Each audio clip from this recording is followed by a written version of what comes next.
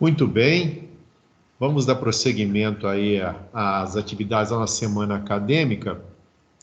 Inclusive, eu gostaria que alguns de vocês, alguns alunos aí, pudessem falar para alguns colegas que eu percebi que alguns entraram em outras salas. Então, eles colocaram a nossa sala como a terceira, então às vezes o aluno está achando que é a primeira sala. Então, para ficar atento, qual que é a sala que nós estamos, né? Os alunos da engenharia elétrica e de produção, que é investimentos na vida do graduando, tá ok? Então, se algum colega de vocês, se vocês perceberem a ausência de algum colega de vocês, vocês falam, por favor, né? Façam comunicação para o colega, que talvez ele esteja na palestra errada. Bom, nós vamos então apresentar agora o professor doutor Matheus Boldrini Abrita. O currículo dele é imenso, não posso nem falar todo, não, porque senão eu vou ficar meia hora aqui. Que isso. Mas olha, ele é graduado na Universidade Federal de Mato Grosso do Sul, fez o mestrado na Universidade Estadual de Maringá, doutor pela Universidade Federal do Rio Grande do Sul. Tem experiência nos seguintes temas: economia monetária, industrial brasileira, agronegócio, desenvolvimento regional e econômico, mercado de capitais, inovação e geografia econômica. Possui livros e capítulos publicados, artigos em periódicos científicos no Brasil e no exterior. Também trabalhos apresentados em eventos científicos no Brasil, país da América do Sul, Europa e Estados Unidos. Assessor de Relações Interinstitucionais e Projetos Estratégicos na Universidade Estadual de Mato Grosso do Sul e atual coordenador do Centro de Estudos de Fronteira General Padilha. Bom, isso é só uma parte. Eu vou deixar agora o restante para ele poder fazer a complementação aí. Tá bom, Matheus? Olha, seja muito bem-vindo, tá? Obrigado já antecipadamente você ter aceito o nosso convite e seja muito bem-vindo e a palavra é sua. Muito obrigado pelo convite, eu quem agradeço, Wesley, é um prazer estar com vocês aqui essa noite. Se der qualquer problema na minha conexão, eu cair, por favor, me avisem, pode dar um alô aqui para mim, por favor. Então, é um prazer enorme estar com vocês aqui hoje, pessoal, gostaria de agradecer o convite, né? Eu estou aqui em Campo Grande, Mato Grosso do Sul, um pouquinho longe de vocês, mas toda a minha família paterna é de Minas Gerais, então eu tenho um carinho enorme por essa terra e eu adoro, então é um prazer ainda maior conversar com vocês. Vou tentar compartilhar aqui minha apresentação. A ideia que eu pensei é de fazer uma pequena apresentação para vocês e depois a gente pode trocar uma ideia, dúvidas, abrir um bate-papo, né? Então, sem muitas formalidades.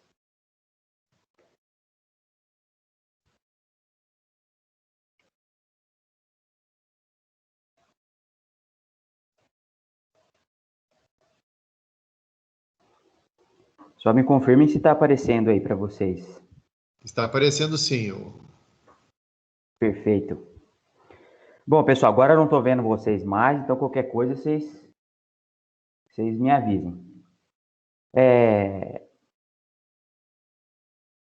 O nome dessa fala, dessa palestra é Educação Financeira Potencializando o seu Sucesso Financeiro no Longo Prazo. Então, eu trouxe para vocês algumas dicas de educação financeira para quem está começando bem no início, tá? Nada muito avançado. Depois nas perguntas, se vocês quiserem ir para o avançado, a gente vai para o avançado também. Mas a ideia hoje aqui é um bate-papo, na verdade é fazer um alerta para vocês, né?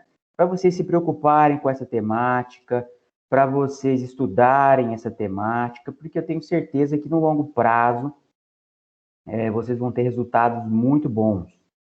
Então, hoje a gente está vivendo um mundo que tudo é para ontem, tá cheio de golpe na praça aí, oferecendo investimentos milagrosos, e vocês têm que tomar muito cuidado com isso. Então, a fala vai um pouco nesse sentido. Eu vou trazer aí umas 14 dicas para vocês, tá certo?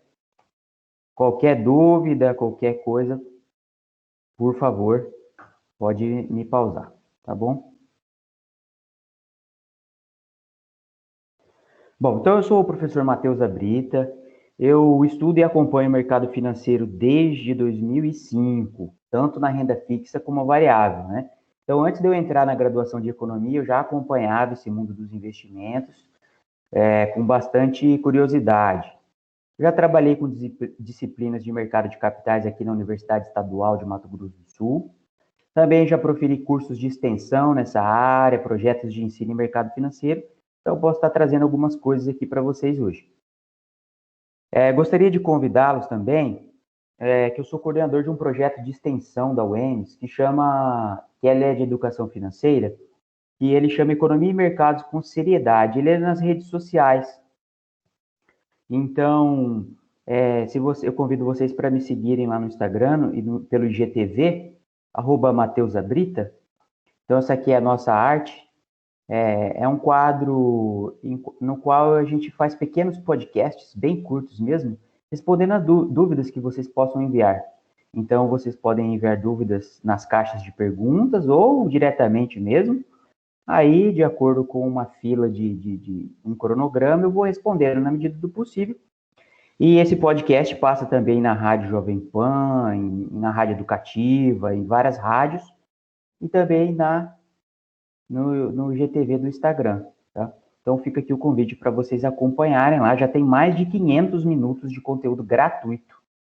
Então, esse projeto surgiu justamente com essa crescente desinformação que tem nas redes sociais sobre investimentos. Então, gente mostrando mercados de alto risco como se fosse fácil, como se fosse tudo, né, uma brincadeira, e isso gera prejuízos altíssimos para as pessoas, para os investidores desavisados. Então, por conta desse fenômeno, a gente se sentiu chamado aí para fazer esse projeto de extensão totalmente gratuito nas redes sociais. Trouxe para vocês hoje 3 grupos de dicas, tá? Então, um grupo de dicas que diz respeito a planejamento e disciplina, um grupo de dicas que diz respeito ao consumo consciente e um grupo de dicas que diz respeito a dicas pessoais mesmo. Então, esse conjunto de dicas vão ajudá-los a planejar, no longo prazo, a sua saúde financeira, né? Então, se você... eu entendo que é difícil seguir todos os passos, né? Mas você seguindo algumas dessas dicas, eu tenho certeza que você vai potencializar a sua chance de ter sucesso financeiro no longo prazo, tá? Bom, vocês podem me dizer, mas professor, você é doido. Nós somos graduandos, a realidade econômica do Brasil é muito difícil, e você vai vir aqui falar desse assunto pra gente. Bom, é justamente por isso que nós temos que falar desse assunto, né? Mas eu entendo muito bem, eu não sou daquela linha de educadores financeiros que sai forçando a barra, vamos dizer assim, sem compreender a realidade do Brasil. Então, para vocês terem uma ideia, né? Isso antes da pandemia, essa era a realidade do Brasil, viver com R$ 413 ao mês. Era a realidade de metade do Brasil, tá? Isso antes da pandemia. Então, agora a situação deve estar muito pior. Então, eu entendo que essa realidade é muito difícil. Apenas 1 em cada 10 brasileiros consegue guardar dinheiro todo mês. Então, é uma situação muito complicada. E 55% dos brasileiros não teriam R$ 200 para uma emergência. Então, é complicado, a situação do Brasil é complicada. Contudo, a realidade é difícil, né? Mas, por outro lado, nós temos algumas coisas. 52% dos brasileiros fizeram alguma compra de impulso nos últimos 3 meses, revela a SPC. Então, embora a realidade brasileira seja de uma desigualdade muito grande, um país de renda média, né? A gente comete muito equívoco ainda em termos de educação financeira. Então, 52% dos brasileiros fizeram alguma compra por impulso nos últimos 3 meses, tá? Então, isso é uma coisa complicada. Outro problema sério no Brasil, o gasto com cigarro é quase igual ao do arroz com feijão. Olha que absurdo. Então, sim, é verdade. A realidade financeira do Brasil é difícil. Mas a gente comete muito erro mesmo assim. E se a realidade do Brasil já é difícil e você comete esses erros, a coisa fica ainda pior, não é mesmo? 48% dos brasileiros não controlam o seu orçamento.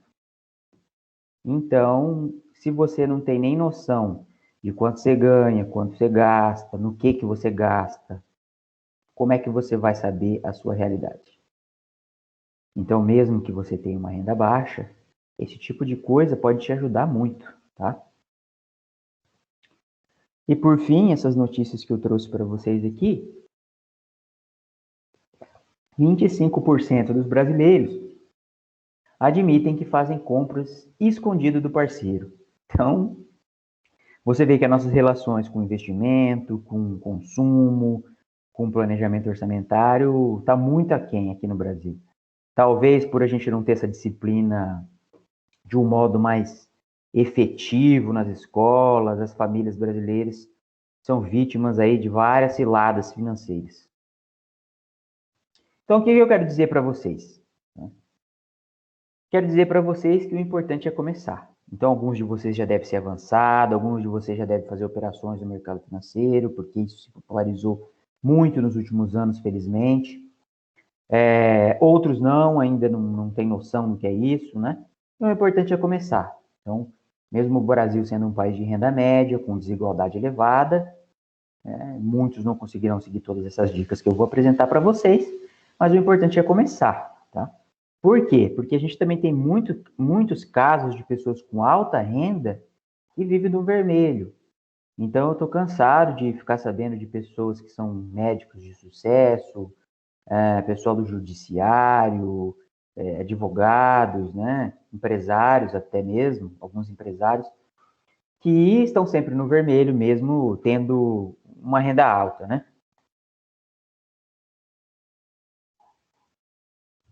Então, trazendo aqui algumas dicas de planejamento e disciplina, que é o primeiro núcleo de dicas que eu trago para vocês, tá? Dicas de planejamento e disciplina. Então, tenha um orçamento doméstico no papel ou num aplicativo. Pode ser numa planilha de Excel, pode ser no bom e velho caderno, pode ser nos aplicativos. Mas se você fica com tudo no abstrato, só na mente, você provavelmente começa a se equivocar, você não se lembra das suas receitas, você não se lembra das suas dívidas, dos seus investimentos, você não se lembra de nada. É muito fácil você meter os pés pelas mãos. Então, é fundamental que você tenha um orçamento doméstico no papel, ou num aplicativo. É fundamental esse passo. Eu diria que esse é o primeiro passo de tudo, tá? Bom, depois que você fizer um orçamento doméstico, né?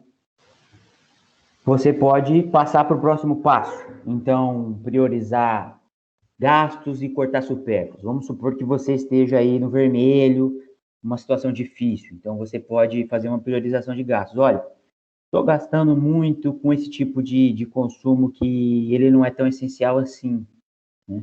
Então, eu vou cortar. Bom, já cortei todos os supérfluos. Bom, então agora eu vou priorizar. Bom, da alimentação não posso retirar. Mas do cigarro eu posso. Dos vícios eu posso.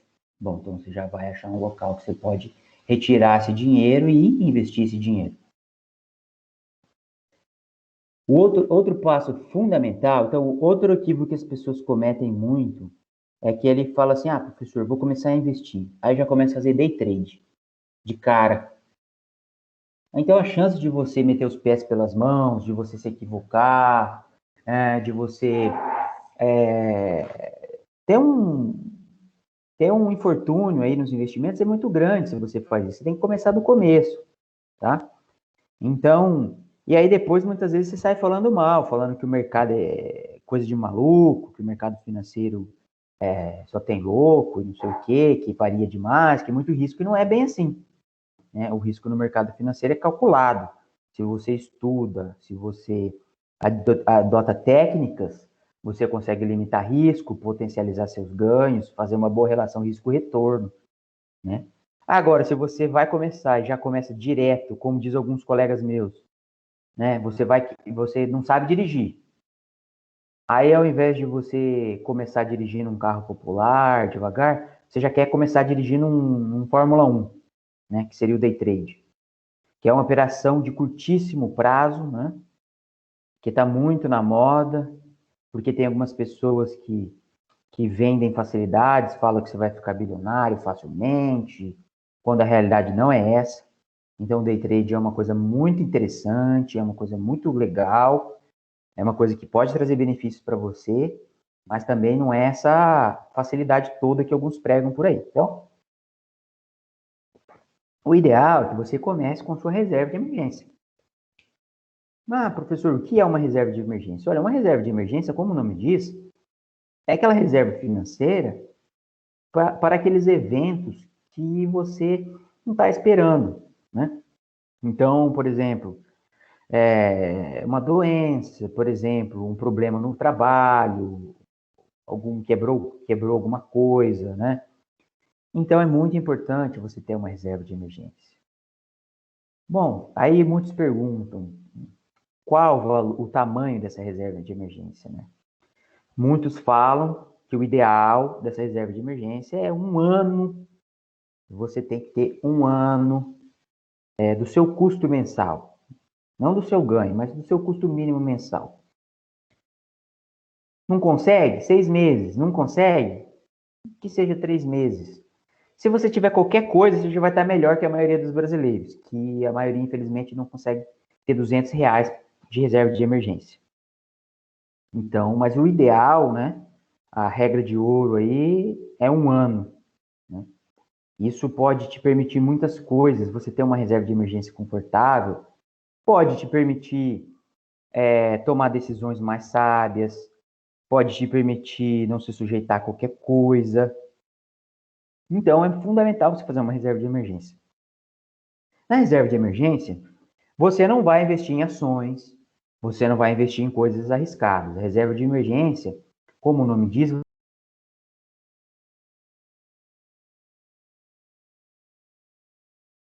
ele tem que estar disponível para você. Então, você tem que fazer aplicações, né, que você consiga resgatar essa aplicação rapidamente. E aí você tem várias opções, né? Você tem títulos públicos, né, chamado Tesouro Direto, você tem alguns fundos de renda fixa, você tem, né, alguns CDBs, você tem alguns CDBs, se você fizer uma conta numa corretora de valores, que hoje em dia você faz muito facilmente, basta você fazer pela internet, você tem um home broker, ou seja, você opera na sua casa, pelo computador, isso diminuiu muitos custos, que antigamente era muito caro, né? Então, isso facilitou demais. E nessas corretoras, você geralmente tem muito mais acesso a investimentos que no banco você não tem. Na sua agência tradicional, você não tem. Então, é interessante você estar atento para esse mundo aí. Então, lá, por exemplo, você vai ter alguns investimentos em bancos menores, não é? Que não são bancos, e aí te pagam um retorno mais elevado. Então, você fica atento a tudo isso, tá certo? Outra dica super importante, pessoal, se tiver alguma dúvida, alguma questão, por favor, pode me chamar a atenção. E se eu estiver indo muito rápido, muito devagar, vocês podem me falar, tá bom? Outra questão muito importante aí é que você poupe e invista em torno de 10 a 30% da sua renda. Bom, não consigo 30, então tenta 20. Não consigo 20, tenta 10. Né? Faz o que for possível, tá bom? Mas isso é importante, dica importante. Tá? E por fim, nessas dicas de planejamento e disciplina, o que é mais importante aqui também é você usar o crédito com sabedoria.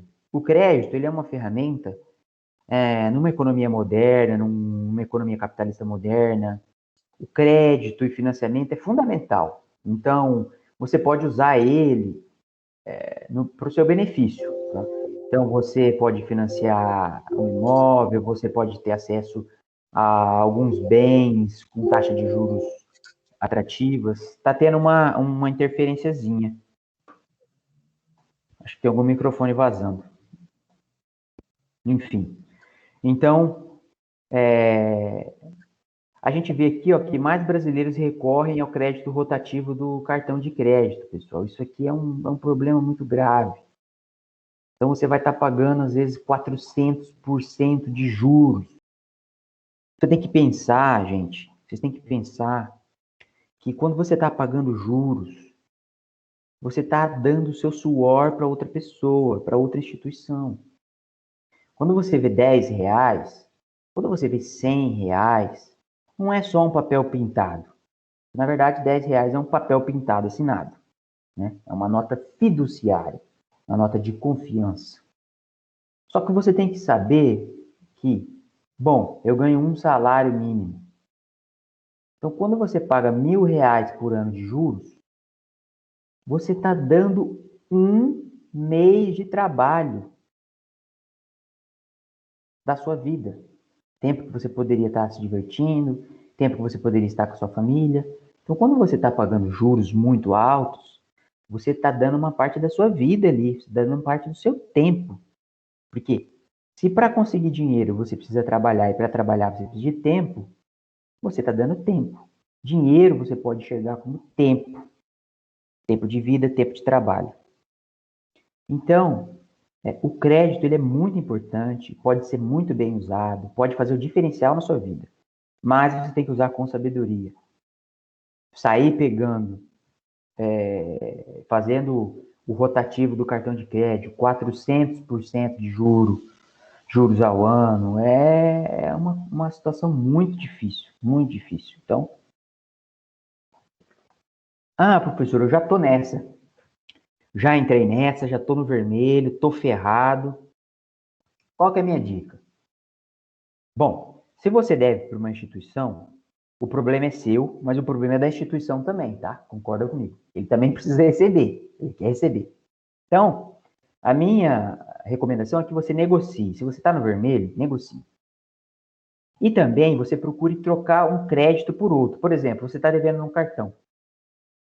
E o juro anual aí, 200, 300% ao ano. Você pode ir no banco, pegar uma outra modalidade de crédito que existe, um crédito consignado, ou um crédito direto ao consumidor, uma outra modalidade. E aí você pega e quita essa dívida mais cara. Então você troca uma dívida de 300% ao ano por uma dívida, às vezes, de 40% ao ano. Então, essa é a minha dica para vocês, se vocês já estão endividados. Então, procure renegociar essa dívida, trocar dívidas mais caras por dívidas mais baratas. Bom, agora indo para o segundo grupo de dicas, são as dicas de consumo consciente.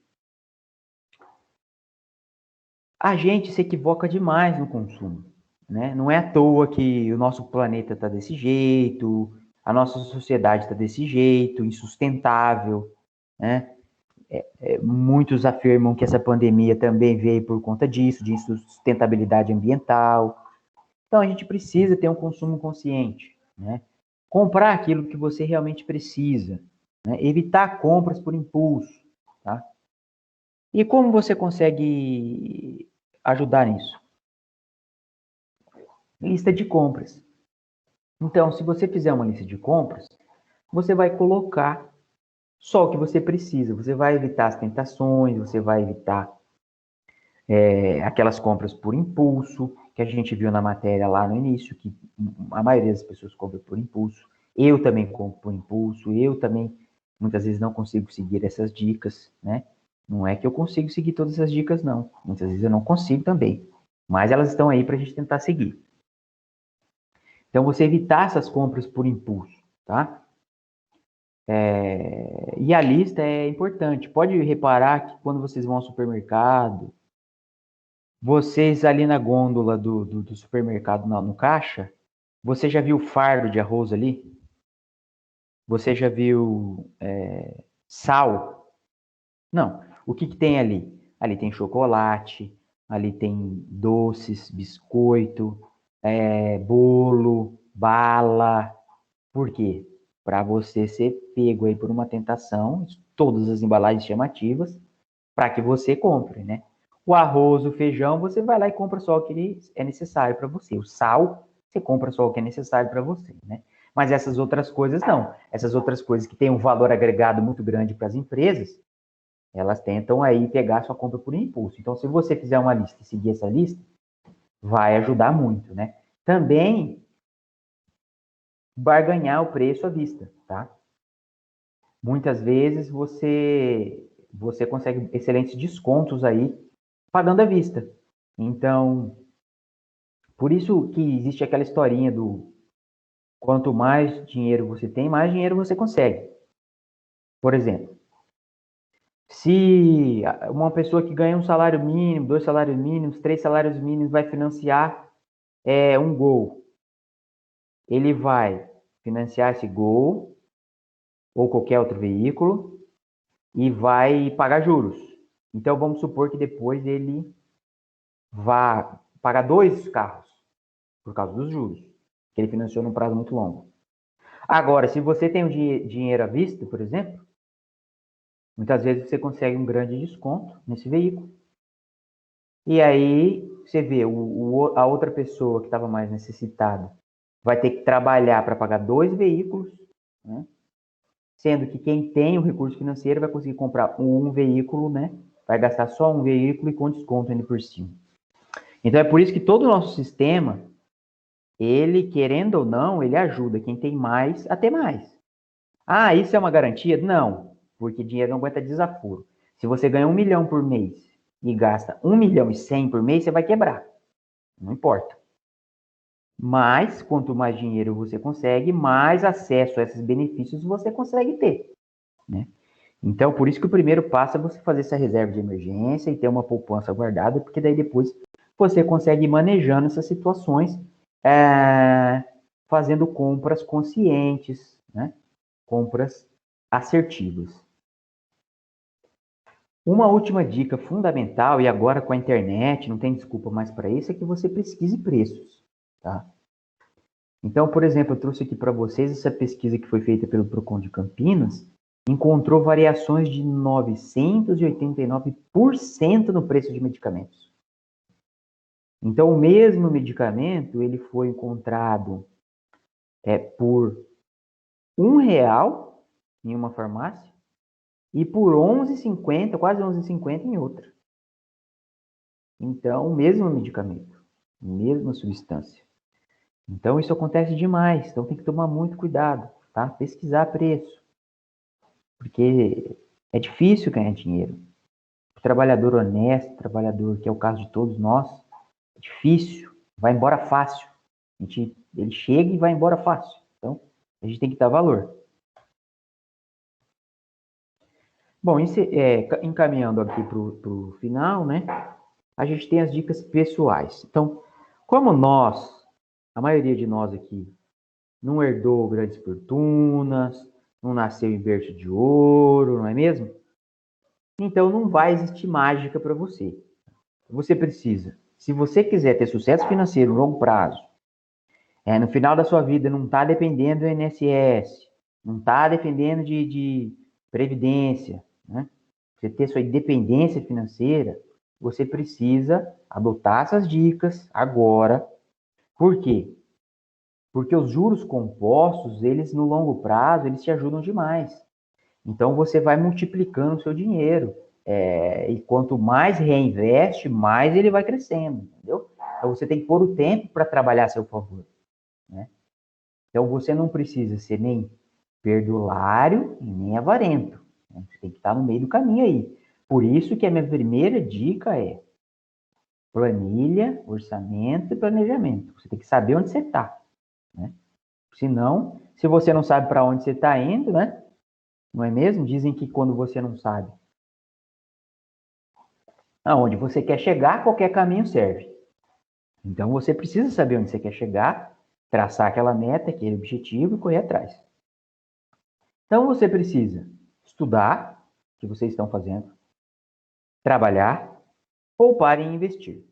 Você precisa fazer essas 4 coisas, né? Então a gente que não virou jogador de futebol, não virou cantor, não ganhou na loteria, estudo, trabalho, poupar e investir. Tá? Eu sei que muita gente deve estar, eu sempre bato nessa tecla, muita gente deve estar triste. Por quê?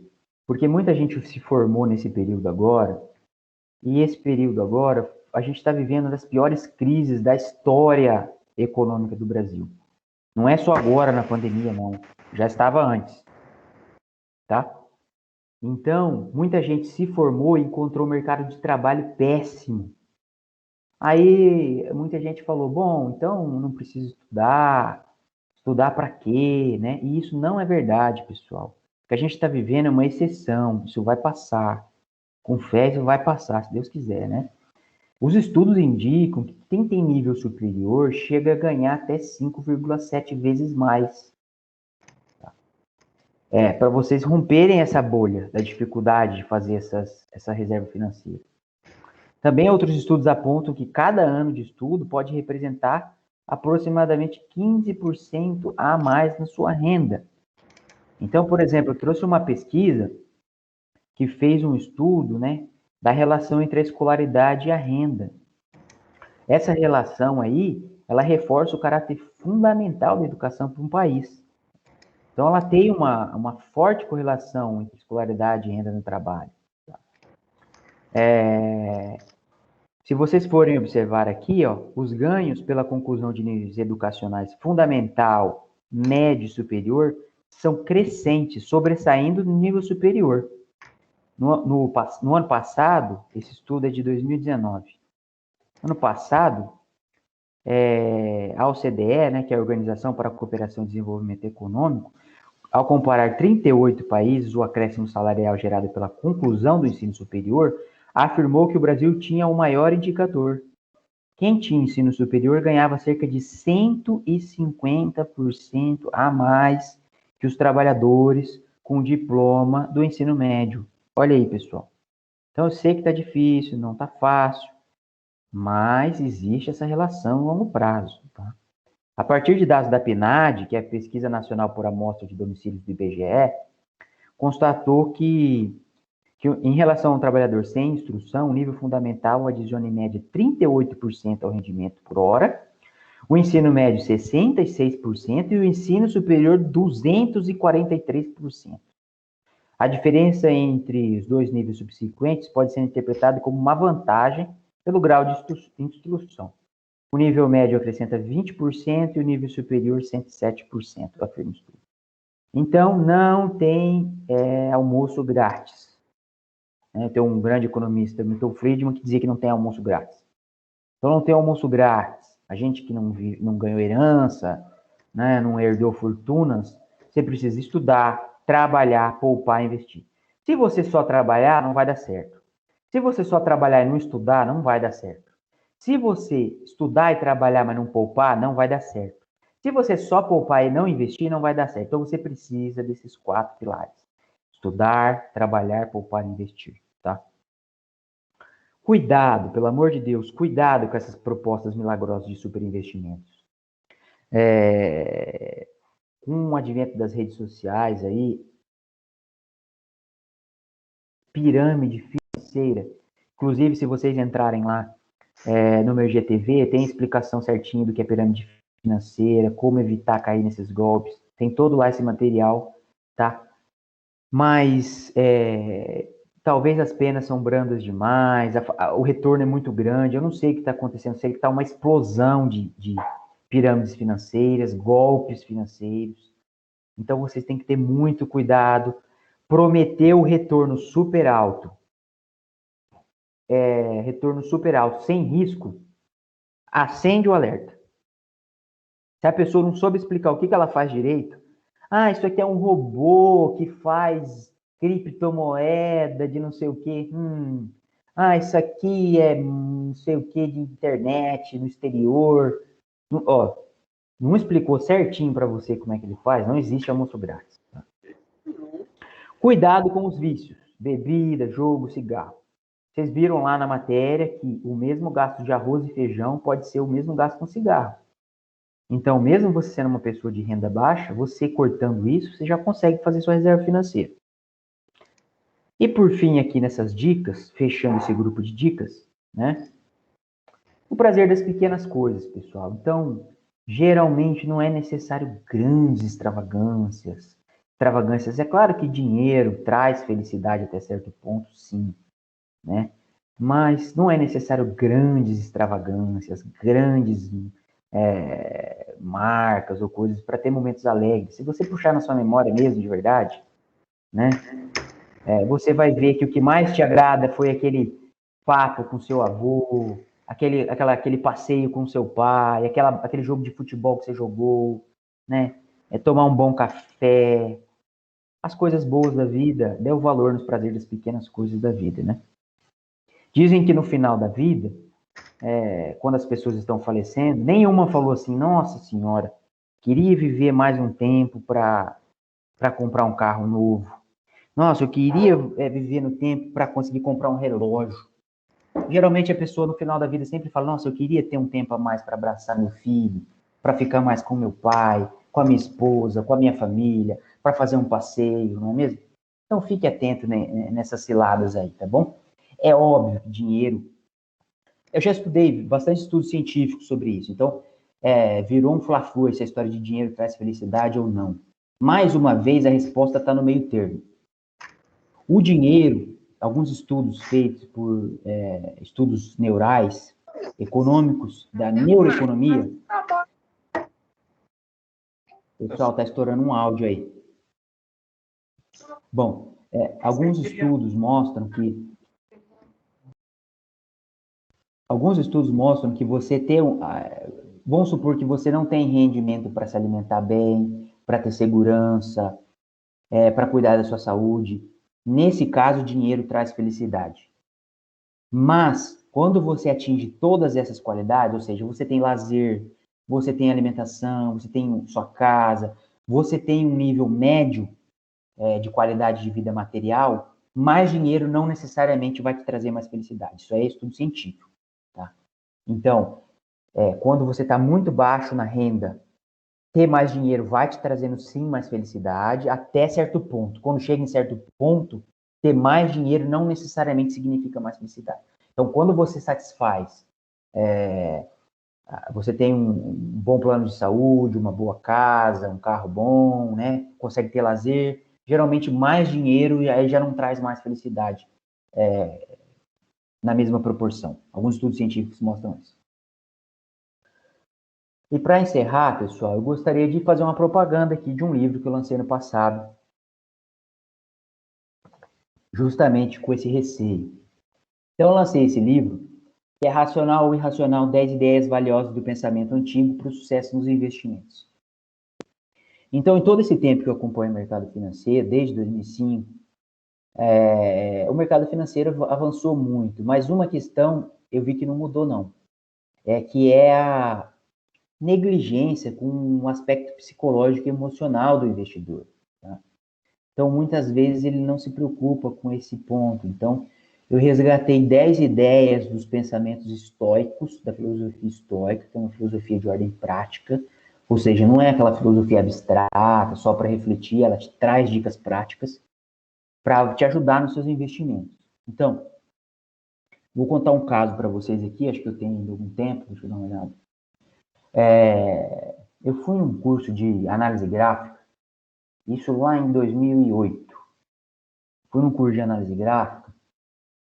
Análise gráfica é aquela análise que você compra e vende ações baseado única e exclusivamente no comportamento do preço.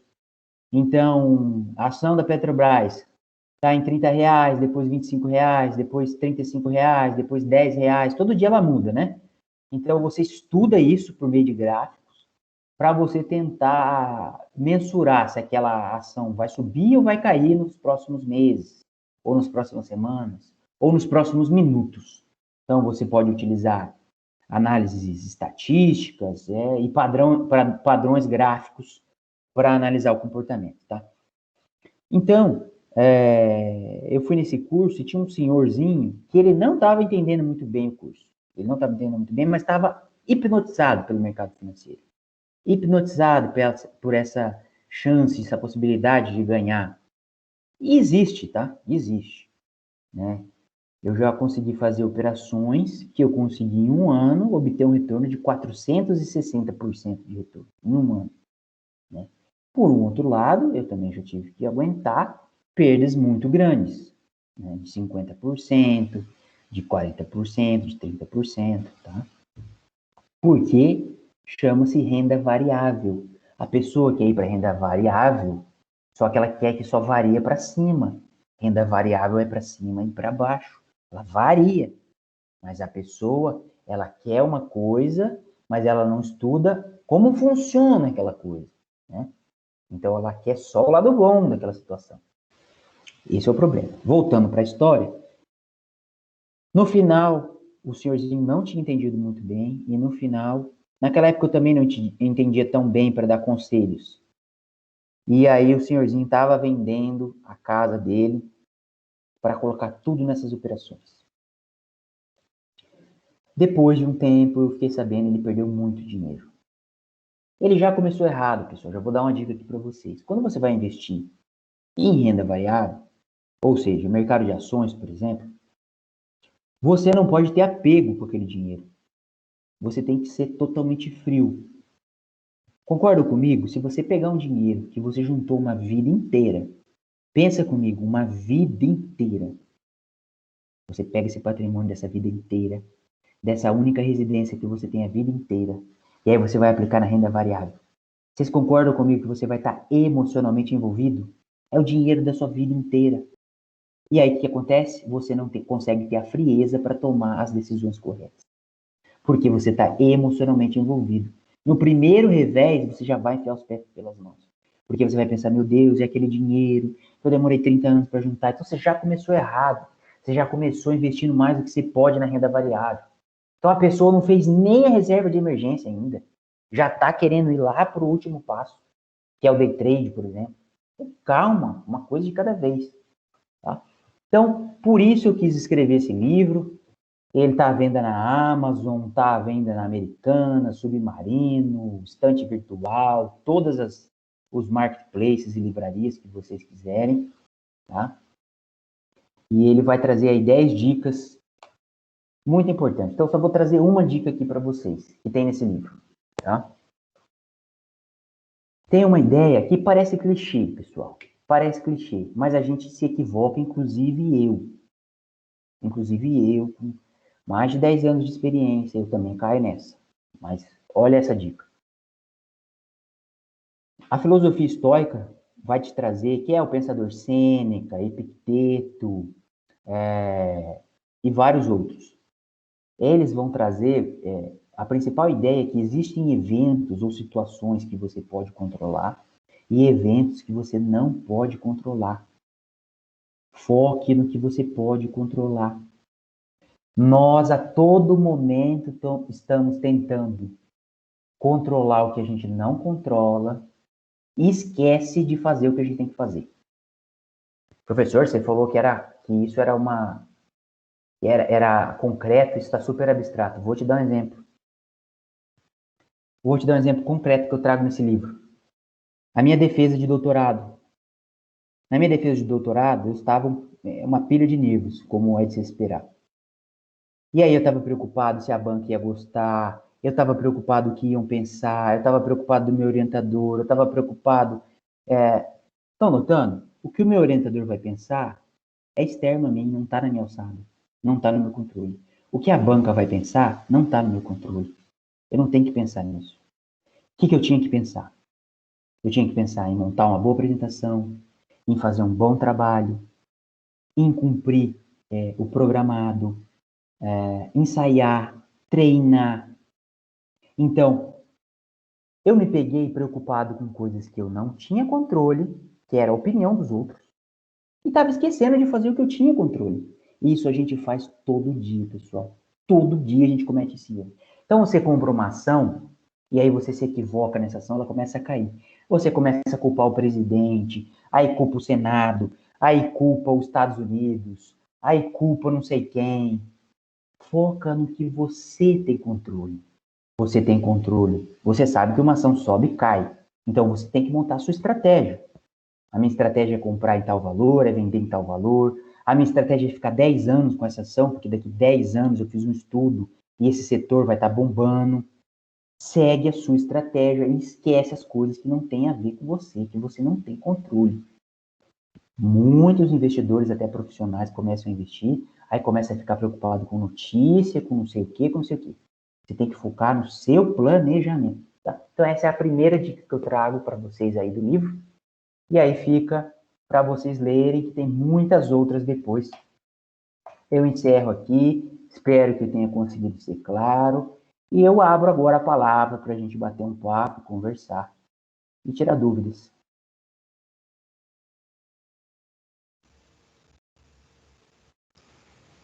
Alô? Camila, vamos convocar a Camila de novo. Boa noite, pessoal.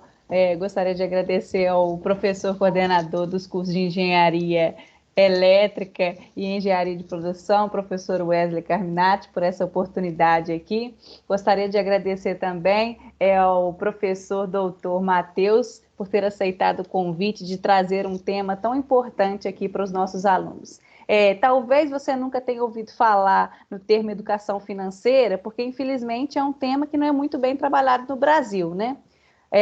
Mas, por exemplo, nós não aprendemos sobre finanças pessoais ou empreendedorismo nas escolas. Mas em alguns países, essas disciplinas elas fazem parte da grade curricular obrigatória há muitos anos, né? E agora que eles vêm colocando aqui na grade curricular dos nossos alunos. Então, como nós já somos um pouquinho antigos, né? Nós não tivemos essa oportunidade, aqui nós abrimos esse espaço para falar sobre um tema tão importante, né?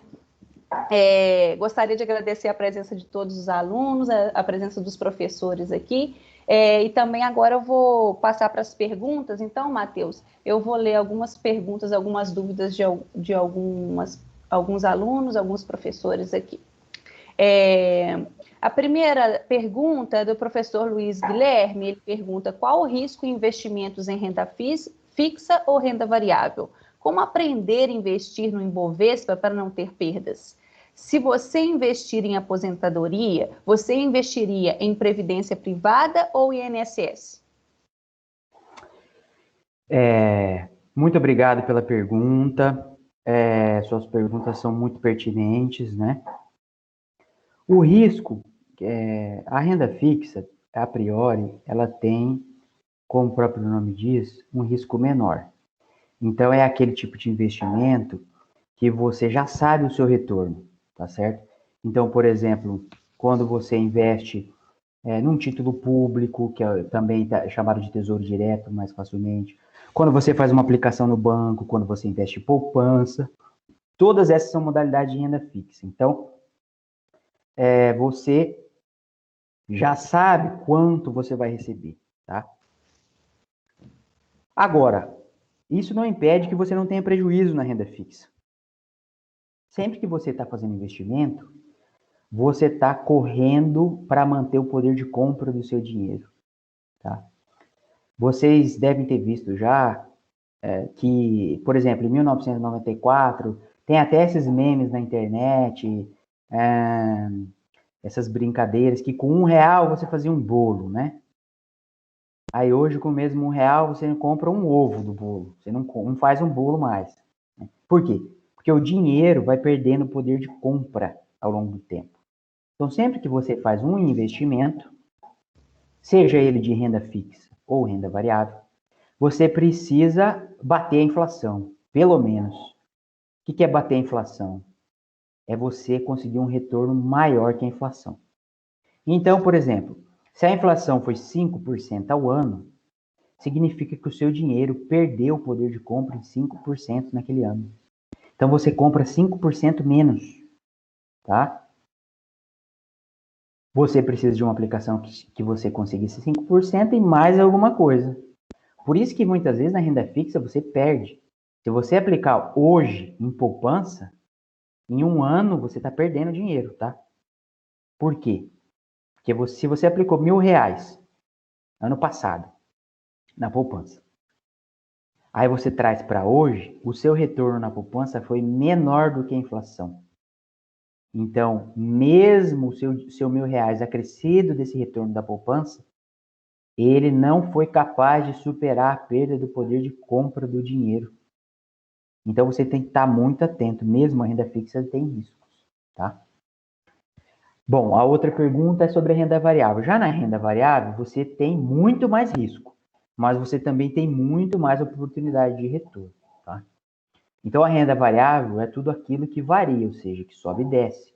Por exemplo, mercado de ações, mercado de opções, mercado de ouro, mercado de commodities, derivativos, diversos outros mercados aí de renda variável, tá? O mais comum, mais usual é ações, né? Como aprender a investir no Ibovespa para não ter perdas? É exatamente, vai ser uma renda variável. Você tem que interiorizar que você vai ter perdas. Agora, você precisa ter uma estratégia. Qual é a sua estratégia? Bom, a minha estratégia é utilizar a análise gráfica.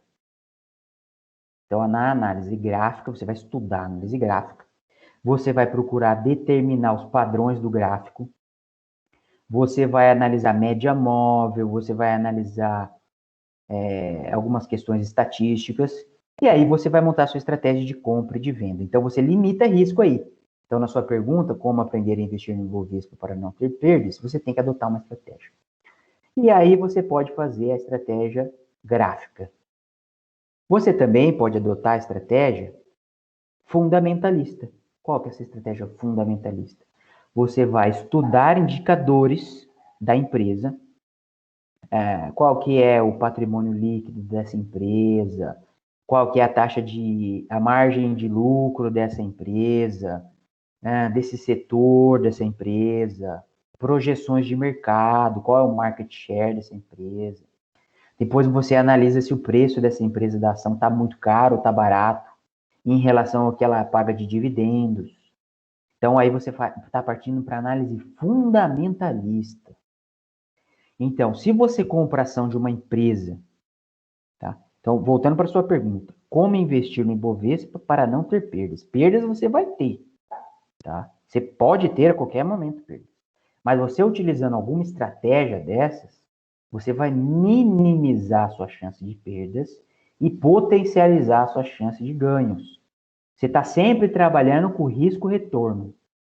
Então, por exemplo, você foi lá e fez uma boa análise fundamentalista de um grande banco. Então, esse banco ele tem um patrimônio muito bom, a ação não está tão cara assim, a margem de lucro dele é muito boa.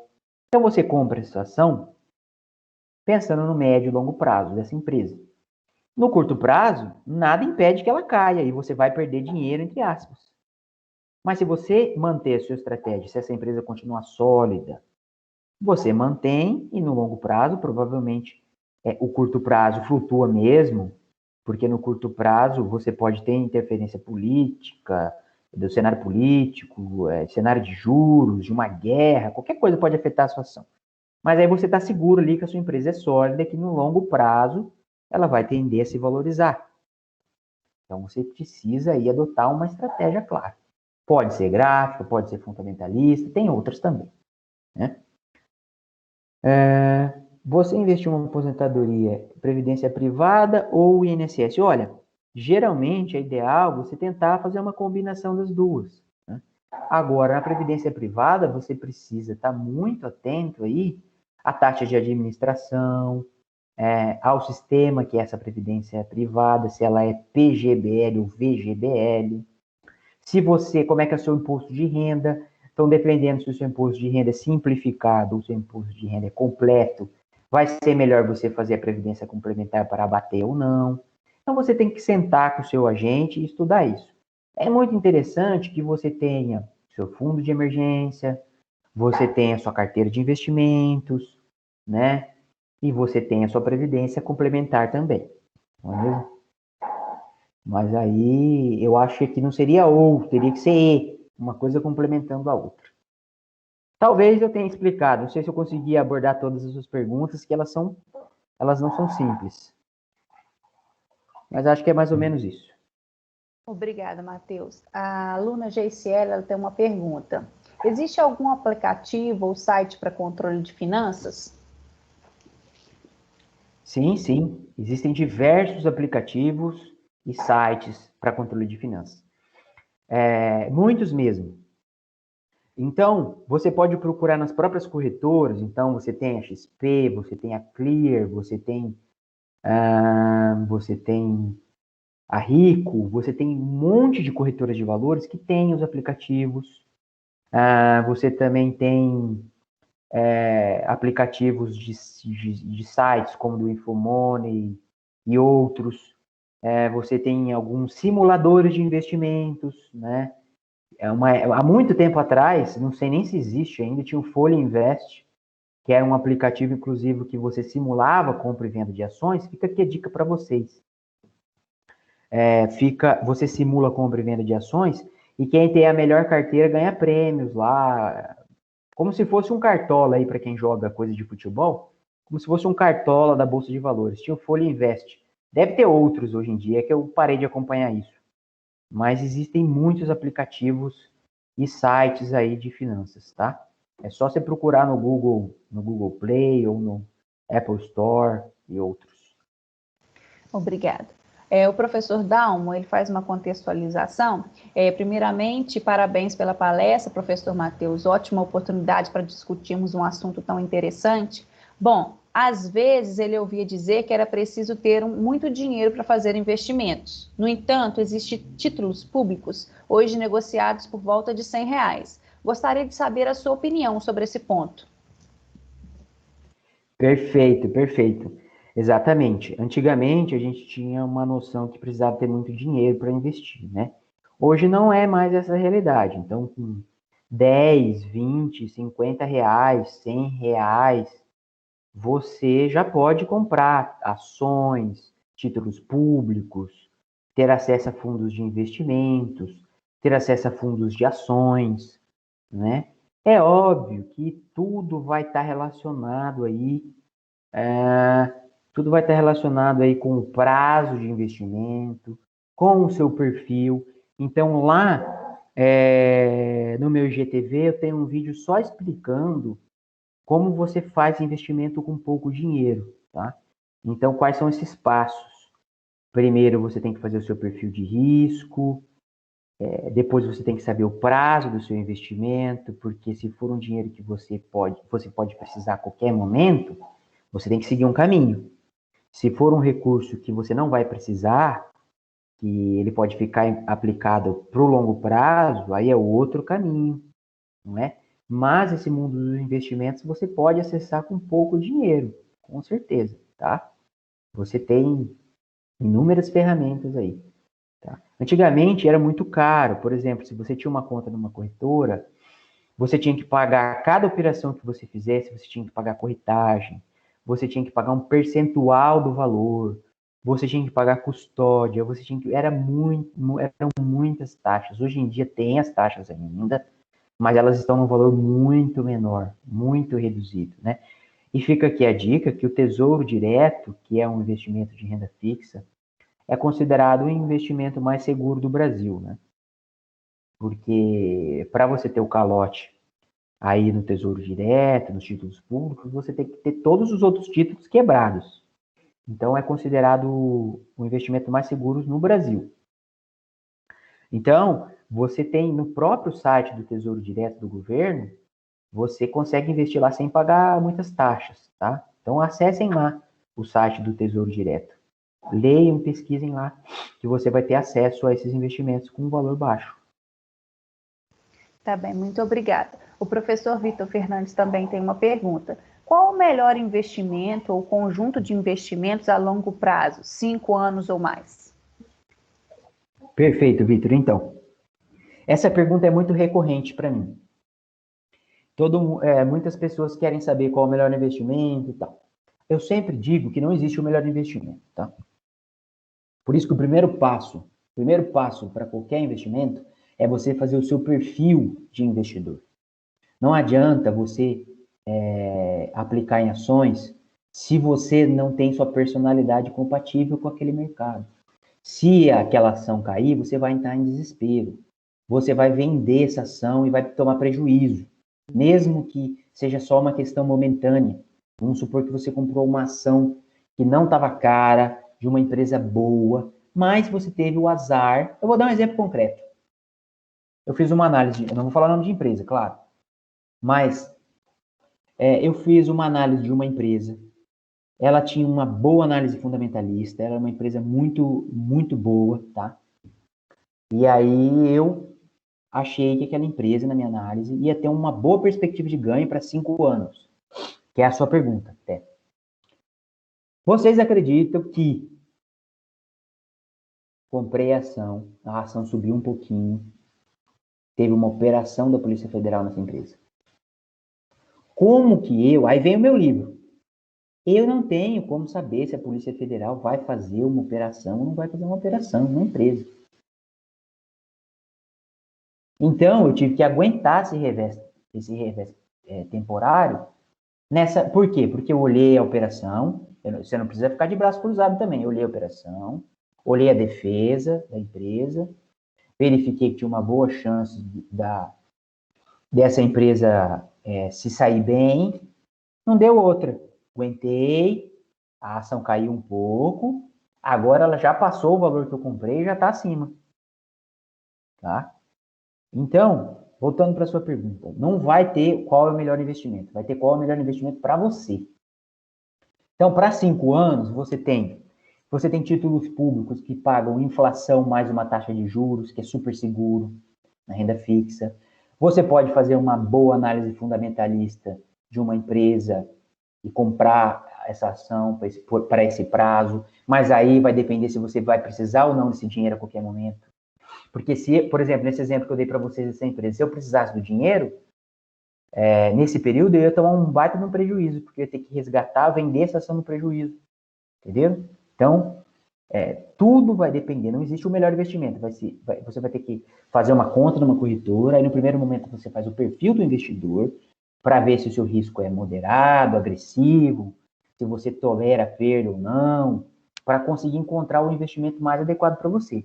Mas nesse prazo de 5 anos, a gente tem muitas opções boas. Então, você tem CDB de bancos pequenos, que pagam uma taxa muito mais alta do que dos bancos grandes, e tem garantia do fundo garantidor de crédito, ou seja, se esse banco quebrar, você tem uma certa proteção até um certo valor, R$250 mil por CPF, por instituição.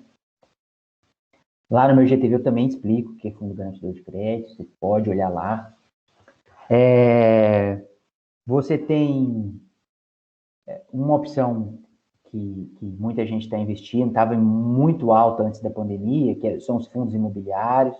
Você tem fundos de ações, você tem fundos de índice de ações, chamados ETFs, e você tem a compra de ações buy and hold, que chama a estratégia. Você compra e espera. Né? Você identifica uma empresa boa, você identifica se o preço dela está caro ou não, e aí você faz esse investimento por esse prazo que você mencionou de 5 anos, mas você vai reavaliando. Então, você tem uma gama de opções aí. O ideal é você fazer esse perfil do investidor para saber se você está mais compatível com a renda fixa ou com a renda variável e aí tomar sua decisão. Tá certo? Tá bem, muito obrigada. A aluna Maria, ela também tem uma pergunta para você. Como eu sou aluna e não trabalho, como eu posso começar a iniciar a poupar dinheiro? Ela ganha uma mesada do pai dela e ela queria algumas dicas. Olha, tem uma dica muito interessante para você, Mani, muito boa pergunta. Sabe o que você pode fazer? Tentar arrumar alguma renda extra. Então, volta e meia fazer um trabalho temporário, você identificar alguma coisa que você é boa, por exemplo, eu sou boa em revisar texto, eu sou boa em formatar texto, eu sou boa em artesanato, eu sou bom nisso, eu sou bom naquilo, e você tirar uma renda extra, tá? E você trabalhar na internet com alguma coisa, e aí essa renda extra, vamos supor que você vive 100% com a sua mesada, essa renda extra você começa a poupar e investir. Então, esse é um bom caminho para você. O importante é você começar. Meus parabéns. Bem. Muito obrigada. O aluno Bruno, ele também tem uma pergunta. Ele gostaria de saber se existe algum valor mínimo para começar a investir. Olha, existe um valor mínimo. Por exemplo, para você investir no Tesouro Direto, vai estar em torno de R$50. Para você investir Em uma ação, você precisa ter o valor de uma ação, né? Que você pode comprar no mercado fracionário. Então, R$ 20, R$ 100. É óbvio que não vale a pena, por exemplo, você com R$ 100 comprar uma ação, por exemplo. É melhor você juntar um pouco mais. Mas já vale a pena você colocar num fundo, né? Ou você faz uma renda fixa, ou você vai poupando, fazendo a sua reserva de emergência. E aí, quando você tiver R$ 2.000, R$ 3.000, aí você já começa a arriscar um pouco mais, tá? Mas não existe, hoje em dia o valor mínimo é muito baixo. É muito baixo. Então, faça um cadastro numa corretora de valores pela internet. E aí você já vai ter acesso, começa a fazer cursos e aulas, vá se inteirando, e aí você vai ver que com R$ 100, R$ 300, você já consegue fazer seus investimentos aí de um modo muito interessante. Tá bem, muito obrigada. O aluno Thales também tem uma pergunta para você. Ele gostaria de saber qual a sua visão de por que no Brasil ainda não possui muitos fundos quantitativos. Olha, Thales, sabe o que acontece? Na verdade, o Brasil ainda avançou muito, viu? Nos últimos 4 anos, teve uma revolução no mercado brasileiro. Quando eu comecei a investir lá em 2005, por aí, 2006, nossa senhora, era uma dificuldade. Para vocês terem uma ideia, as compras no mercado de dólar, lembra que vocês veem em filme aqueles malucos gritando? Aí você, assim, ó, quando você vê eles fazendo assim, tá comprando. Quando você vê fazendo assim, ó, tá vendendo. Era negociado no telefone. Então, até 2014, 2016, por aí, você teve muito avanço, mas nos últimos 4 anos, por aí, você, talvez porque a taxa de juros na renda fixa, não sei se vocês acompanharam, mas a taxa Selic, que é a taxa básica de juros da economia brasileira, ela caiu para o valor mais baixo da história. Então, como aplicar na renda fixa estava muito baixo, todo mundo começou a procurar renda variável, e isso dinamizou muito o mercado. Mas é óbvio que a gente não chega nem perto, mas nem perto mesmo do que acontece nos Estados Unidos e alguns países da Europa. Então, esses fundos mais modernos aí, você tem uma pequena. Você não chega a ter uma tanta dimensão ainda, mas está avançando muito. Por exemplo, recentemente surgiu aí um fundo de criptomoedas, né? Que na verdade ele é um ETF, BDR, é um fundo que espelha um fundo do exterior que espelha criptomoedas. Então já é uma loucura já. Então a gente já está avançando bastante, tá? E devagar a coisa vai andando aí e você vai tendo opções. Por exemplo, hoje no Brasil, na Bolsa Brasileira, você pode comprar papéis que espelham o resultado da Amazon, do Google, Facebook, da China, lá as empresas chinesas, Tencent, Huawei, essas empresas todas aí. Hoje na Bolsa Brasileira você consegue comprar um papel que espelha o comportamento dessas empresas lá fora. Isso é um avanço enorme aí para o mercado brasileiro. Mas ainda tem muito. Para você ter uma ideia, o que se negocia em algumas ações nos Estados Unidos, uma ação, na verdade, às vezes é o que toda a Bolsa do Brasil negocia. Então, lá fora, Nova York principalmente, a quantidade, a vultuosidade de capitais sendo negociados é gigantesca. Uma hora a gente vai chegando lá, devagarzinho a gente vai indo. Tá bem, muito obrigada. As perguntas foram encerradas e o professor Fernando faz uma constatação aqui no chat. Já cansei de explicar isso para minha esposa, mas ali não adianta, ela quer deixar o dinheiro na poupança. Talvez você consiga explicar para ela que em alguma medida, você está perdendo dinheiro, né? Então, se você aplica R$ 1.000, e aí, daqui 1 ano, esse seu R$ 1.000 não compra mais. Por exemplo, dá um exemplo. No início do ano passado, um saco de arroz de 5 quilos era, sei lá, R$ 9 aqui em Campo Grande. Agora esse saco de arroz tá R$ 22, R$ 24. Então aquele R$ 1.000 já não compra a mesma quantidade de saco de arroz. Então você teve uma perda de poder de compra. E a poupança, ela remunera muito pouco nesse período de juros baixos. Ah, professor, então você está dizendo que a poupança é ruim? Eu não sou daqueles que falam mal de poupança. A poupança tem seus benefícios. A poupança não cobra imposto. A poupança tem liquidez imediata, ou seja, deu um problema, você já consegue resgatar o dinheiro. Tem aplicações que você tem que esperar no outro dia, ou você tem que esperar 30 dias, tá certo? A poupança tem as suas vantagens. Mas o que eu digo para você, professor? Talvez diversificar. Um pouco fica na poupança, um pouco em outras modalidades de investimento, né? De renda fixa também. Acho que seria essa a minha dica. Tá bem, muito obrigada. Wesley. Tudo bem? Excelente, muito bom contar com você aqui, Matheus, com a gente. Inclusive, a minha área de pesquisa foi na parte de educação financeira. Minha formação é na área de matemática. Eu sou engenheiro civil, matemática, mas a minha área de pesquisa foi na parte de educação financeira. Então, isso que você está falando é as coisas que eu defendo muito. É muito ligado à educação financeira. E eu sempre, quando eu tenho possibilidade, obviamente, né, um convite ou outro, eu também falo sobre esses temas, porque agora tem se discutido muito isso, a questão da educação financeira, né? É uma mudança de hábitos, né? Comportamento mesmo, né? Então, aqui o brasileiro ainda lida muito mal com o dinheiro. E uma das afirmações que eu fiz, inclusive na minha dissertação na época, foi isso.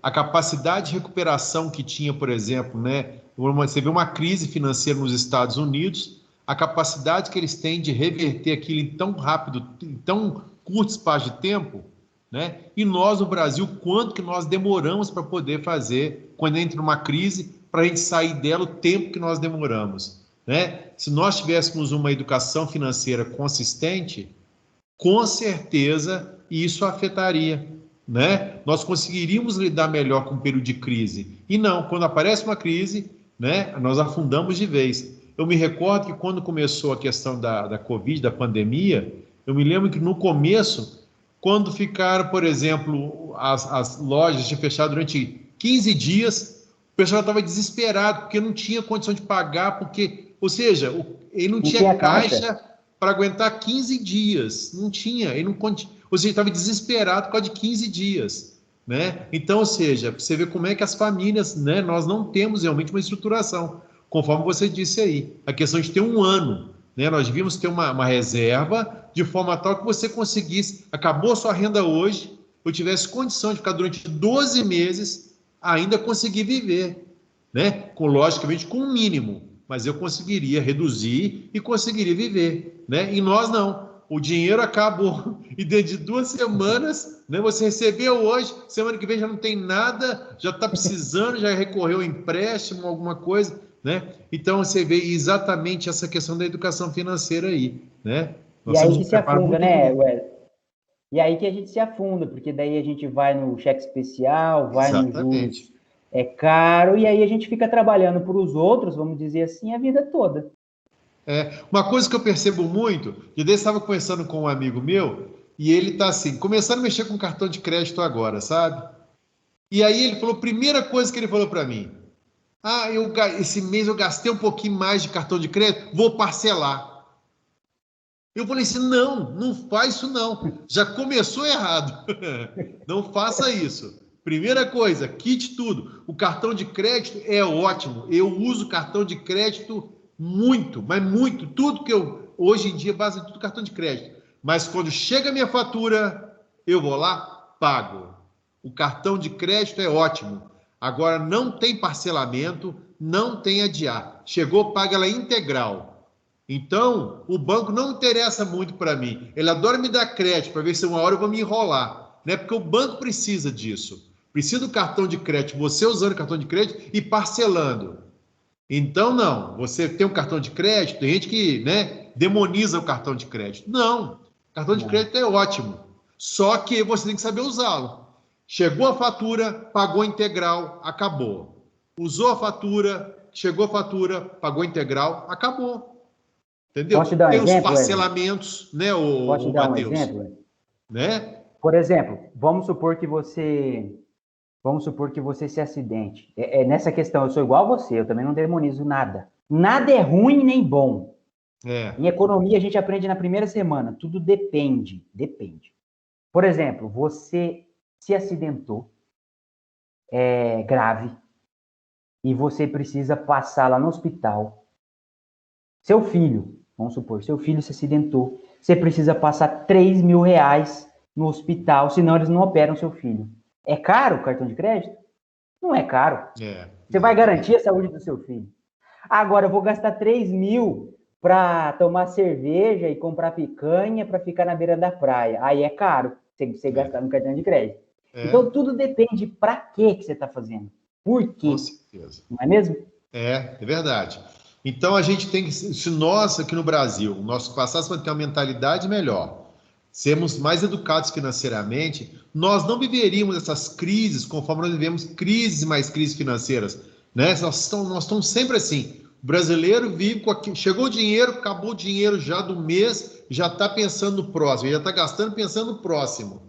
Né? Então, essa questão de você ter um acúmulo, você guardar um pouquinho, você separar um pouco, né? Você administrar bem, você... Só para uma história aqui, Matheus, só para a gente poder fechar isso aqui, eu estou lembrando aqui que teve uma vez, eu estava chegando, eu tinha uma vaga num edifício garagem aqui em Juiz de Fora, e eu estava colocando meu carro lá, e o porteiro conversando comigo, uma simplicidade, conversando comigo, e falando da dificuldade de dinheiro, eu falei assim, nossa, eu imagino como é que deve ser ganhar um salário, né, na portaria, deve ser muito difícil.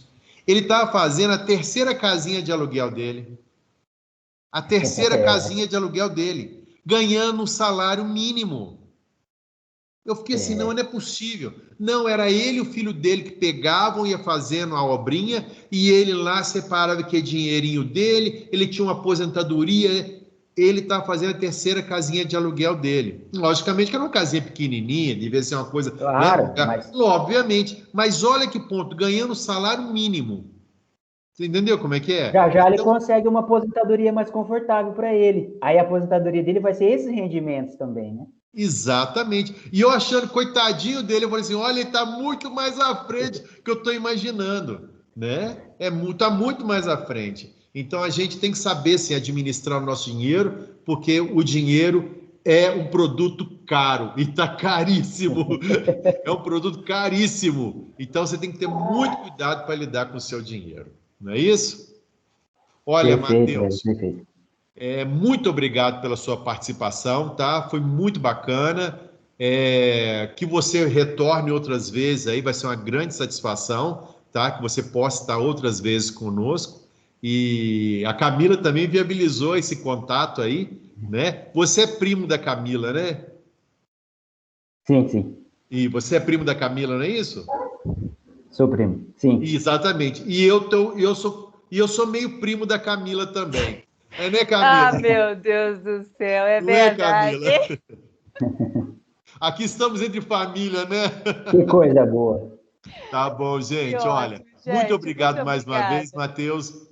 Obrigado, Eu quem Camila. agradeço, viu? Fico à disposição. Nós aqui na UEMS também estamos à disposição. Então, convido aí todo mundo a seguir lá o meu canal de educação financeira e estou à disposição sempre. Foi um prazer. Okay. Tá ótimo, gente. Olha, muito obrigado. Boa noite a todos vocês. E amanhã, às 19 horas, temos mais um encontro aqui com mais palestras espetaculares aqui, tá bom? Boa noite a todas e todos. Tchau. Muito obrigada.